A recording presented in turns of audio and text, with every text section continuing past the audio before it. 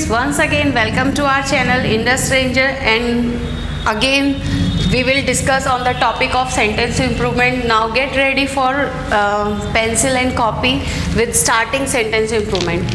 So first हम start करने से पहले मैं आपको एक चीज़ बता दूं कि अगर आप एनडीए के स्टूडेंट हैं या सीडीएस के या एयरफोर्स के, इससे मैटर नहीं करता है क्योंकि ग्रामर मोस्टली सेम ही होती है, बस उसका पूछने का तरीका अलग हो जाता है। जैसे एयरफोर्स में सिंपली क्वेश्चंस आते हैं, 4 ऑप्शन रहते हैं, लेकिन एनडीए में उसी सेंटेंस को घुमा करके दे देते हैं। सीडीएस का लेवल थोड़ा हाई हो जाता है, तो घबराना नहीं है, बस ये है कि ग्रामर सेम होगी। अब जैसे यहाँ पे टॉपिक है सेंटेंस इंप्रूवमेंट, तो बच्चों में ये भी धारणा बैठ जाती है कि सेंटेंस इंप्रूवमेंट तो हमारे में नहीं आता है सिलेबस में, जैसे एनडीए में नहीं आता है। तो आप इसको ऐसे ना ले, ये ग्रामर का पोर्शन है, तो ये आपको एरर्स में भी आएगा। जो यहाँ पे मैं सेंटेंस लेकर के आई हूँ वो प्रीवियस ईयर में से आए हुए हैं, ये सब मिसलेनियस है, एनडीए में भी आया हुआ है और एसएससी में भी आया हुआ है और एयरफोर्स में भी आया हुआ है, तो मैंने मिला के लिया है। आप इसको एरर्स के तौर पे भी करेंगे, तो इसीलिए मैं बोल रही हूँ कि आप लोग एक कॉपी पेन लेकर के तैयार है, ताकि आप इस क्वेश्चन को लिखें, फिर उसके बाद वीडियो पॉज करके पहले उसको करने की कोशिश करें अपने से,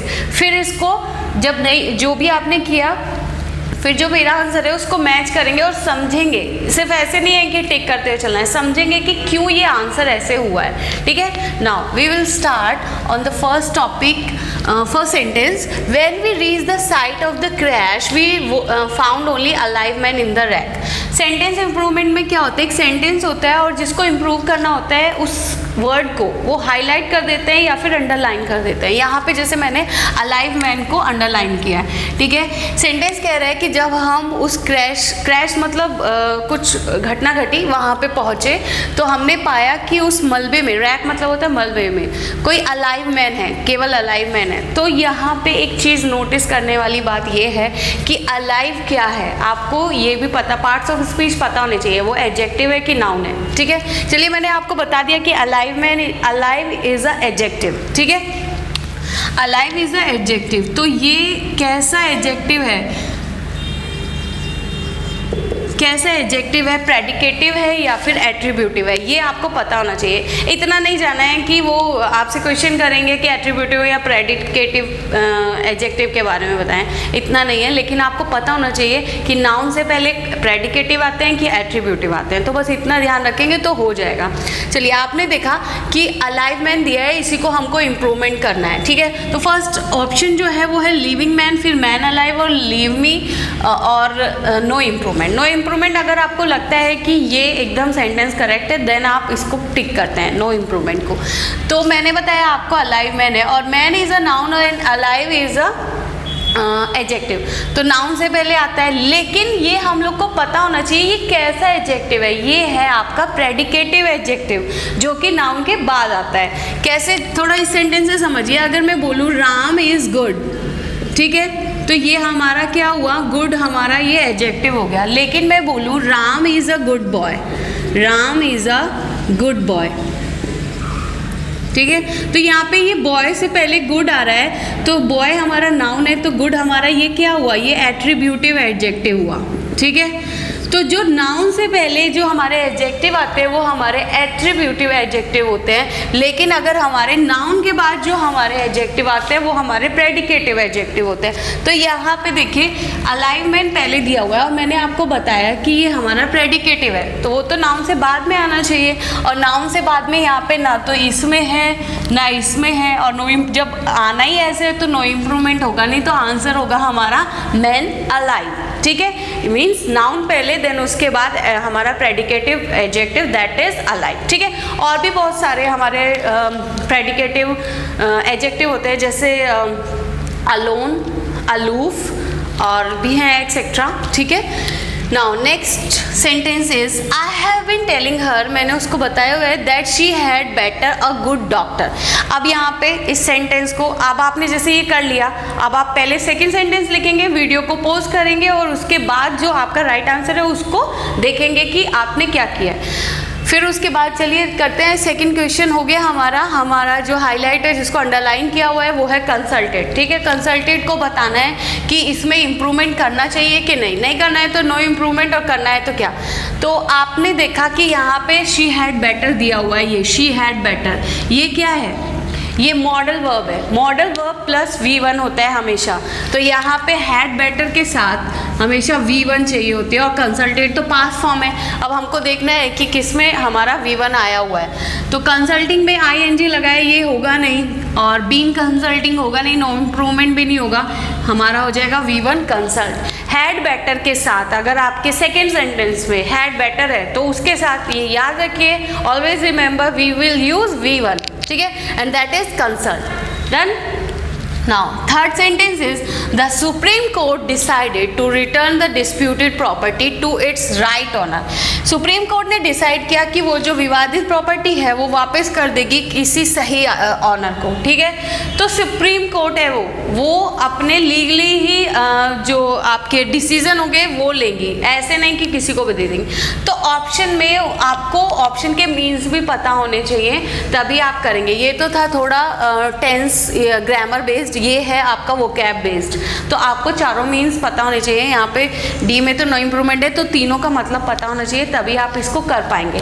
तो हम पीछे से स्टार्ट करते हैं। फर्स्ट है ये सी जो है ये अपस्टैंडिंग है। अपस्टैंडिंग मतलब होता है ऊपर वाला। अगर आप इसको देखें सेंटेंस को, तो सुप्रीम कोर्ट ऊपर वाले को वो विवादित प्रॉपर्टी तो देगी नहीं, because it is supreme court, वो ऊपर वाले को नहीं देगी, भगवान को नहीं दे देगी या डोनेट नहीं कर देगी।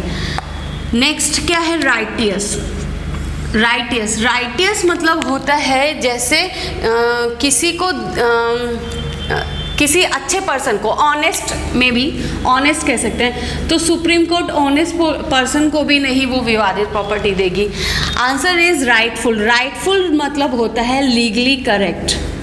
जो लीगली करेक्ट होगा उसी बंदे को जो सुप्रीम कोर्ट है वो विवादित प्रॉपर्टी देगी।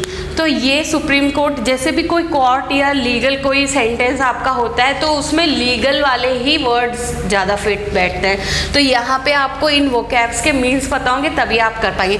देखिए अपस्टैंडिंग तो फिर भी लगता है बच्चे फंसते हैं राइटफुल और राइटियस में। अगर इन दोनों का मीन्स आपको पता होगा तो आप एग्जैक्टली आंसर कर ले जाएंगे। लेकिन righteous is a honest person. देखिए OUS लगाए, इट मीन्स यहाँ पे नाउन चाहिए, नाउन है ये, नाउन ऑनेस्ट पर्सन है। अब ये राइटफुल है, राइटफुल मतलब होता है कोई लीगली करेक्ट हो, तो सुप्रीम कोर्ट तो लीगली करेक्ट पर्सन को ही वो विवादित डिस्प्यूटेड प्रॉपर्टी देगी। ठीक है, तो right answer is a. Done.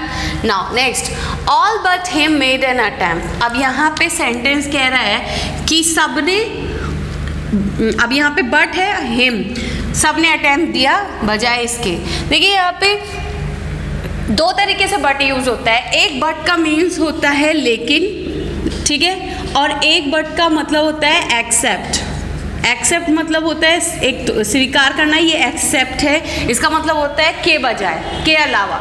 ठीक है, तो यहाँ पे अब अगर मैंने आपको बता दिया एक ही होता है, एक ही होता है, तो इस वाले से हिंदी करके देखें तो नहीं ये सेंटेंस बैठता है। लेकिन अगर हम नीचे वाले से करके देखें, सबके बजाय सिर्फ उसने अटेम्प्ट नहीं दिया, या बोलें कि उसके बजाय सबने अटेम्प्ट दिया। ठीक है, ये ज़्यादा फिट है। तो यहाँ पे जब ये सब्जेक्ट है, ये सब्जेक्ट है और ये आपका ऑल है, तो यहाँ पे भी आपको क्या चाहिए, नाउन। तो ऑल बट ही हो जाएगा, ऑल बट हिमसेल्फ नहीं होगा, ऑल बट हिज नहीं होगा। और जब हमको यहाँ इम्प्रूव करना है तो नो इम्प्रूवमेंट तो होगा ही नहीं। तो ये आपके समझ आया। ऑल मतलब यहाँ पे सभी ने दिया बजाय उसके, तो ऑल बट ही होगा। बाकी यहाँ पे और कोई प्रोनाउन यूज नहीं करना है। ठीक है, प्रोनाउन तो ये भी है लेकिन हिम नहीं, हे यूज होगा। Done. Next, the teacher asked him to copy the material word for word. Word for word मतलब होता है वर्बेटिम। वर्बेटिम मतलब होता है जैसे एग्जैक्टली, वर्बेटिम हूबहू। ठीक है, वर्बेटिम मतलब होता है हूबहू, एग्जैक्टली। तो यहाँ पे अब जैसे मांगा है, टीचर ने कहा कि जो आप कॉपी कर रहे हैं मटेरियल को उसको हूबहू लिखो, तो सेंटेंस क्या हुआ, सेंटेंस ऐसे ही तो टीचर बोलेंगे, तो ये करेक्ट हुआ। तो दैट इज नो इम्प्रूवमेंट। लेकिन बाकी ऑप्शन भी देख लेते हैं, ऐसा क्या है कि इन्होंने डाला। टीचर ने मटेरियल को पहले करने को कहा नहीं, बाद में करने, पहले को कहा नहीं, बाद में करने को कहा नहीं। अब देखिए ये बाय जो दिया रहता है, अगर सेंटेंस होता the teacher asked him to copy the material line by line होता है, वर्ड फॉर वर्ड होता है। अगर यहाँ पे उनको एरर इसमें करके देनी होती तो वो मे बी ऐसे कर सकते थे वर्ड बाय वर्ड, तो वर्ड बाय वर्ड नहीं होता है, वर्ड फॉर वर्ड होता है, लाइन बाय लाइन होता है, लाइन फॉर लाइन नहीं होता है। तो आप क्या करेंगे, इसके साथ ऐसे भी लिख लेंगे लाइन बाय लाइन, ये जो है आपका ये एकदम सही है। तो लाइन के साथ बाय लगाएंगे, वर्ड के साथ वर्ड लगाएंगे, वर्ड के साथ वर्ड फॉर वर्ड लगाएंगे। Done. Now next in the last sentence is will you kindly open the note. Note मतलब होता है गांठ, ठीक है, क्या आप इसको खोल सकते हैं? तो यहाँ पे ये विल जो है ये आपकी ऑक्सिलरी वर्ब है, और हमेशा याद रखिए बच्चों ऑक्सिलरी वर्ब के साथ जब नेक्स्ट वर्ब चाहिए होती है तो वो हमारी मेन वर्ब चाहिए होती है, ठीक है, मेन वर्ब। अब यहाँ पे दिया हुआ है लूज, ठीक है, लॉस मतलब होता है खो देना और लूज मतलब होता है ढीला करना, ठीक है, और ब्रेक मतलब होता है तोड़ना, और अनटाई जो एग्जैक्ट आंसर है अनटाई, बिकॉज नोट को अनटाई किया जाता है, लूज नहीं किया जाता है, ठीक है। तो ये जो आपकी लूज है ये तो आपका एडजेक्टिव है ना, तो ये तो यहाँ पे यूज़ होगा नहीं, मेन वर्ब आपकी पूरे सेंटेंस में अनटाई दी हुई है, और ब्रेक भी है लेकिन नॉट को ब्रेक नहीं करते हैं, अनटाई करते हैं, ठीक है। तो ये आपका हो गया will you kindly open the note. अगर आप इस सेंटेंस को दो तरीके से कर सकते थे, एक तो ये कि विल ऑक्सिलरी वर्ब है, दूसरा आपको मेन वर्ब चाहिए, मेन वर्ब इसमें अनटाई है, एक तो ऐसे आपका ये आंसर निकल सकता था। दूसरा ये है कि जैसे आपने देखा, अगर आपको ये याद हो कि नॉट को कभी लूज या फिर क्या बोलते हैं ब्रेक नहीं करते हैं, उसको आपने याद रखा हुआ है कि नॉट को हमेशा अनटाई करते हैं, तो ऐसे भी आपका आंसर ठीक हो जाएगा, ठीक है। तो ये थे आज हमारे 6 क्वेश्चन। बोर्ड की थोड़ी सी कमी की वजह से और सेंटेंस में इसमें नहीं डाल पाई हूँ, लेकिन नेक्स्ट वीडियो में आपके लिए मैं और सेंटेंस इंप्रूवमेंट लाऊंगी। तो बच्चों आपको सिर्फ सेंटेंस इंप्रूवमेंट को अपने सिलेबस से लेकर के नहीं चलना है, आपने देखा होगा इसको आप एरर्स के फॉर्म में भी कर सकते हैं, ठीक है, फिलर्स में भी कर सकते हैं। तो ग्रामर को ऐसे पढ़ना है, चाहे वो फिलर्स में आए, चाहे आपकी सेंटेंस इंप्रूवमेंट में आए, चाहे वो एरर्स में आए, आपको बस ग्रामर पे ध्यान करना है कि कैसे भी वो क्वेश्चंस पूछे हमें बस कर जाना है, ठीक है। तो आज हमने सेंटेंस इंप्रूवमेंट का पार्ट क्या 6 किया, आगे और भी मैं कोशिश करूँगी कि आपको और ग्रामर के पार्ट के रूल्स करा सकूँ, उसमें हम वो कैप भी डालेंगे ताकि वो कैप का पार्ट भी कंप्लीट होता रहे, ठीक है। All the best, thank you.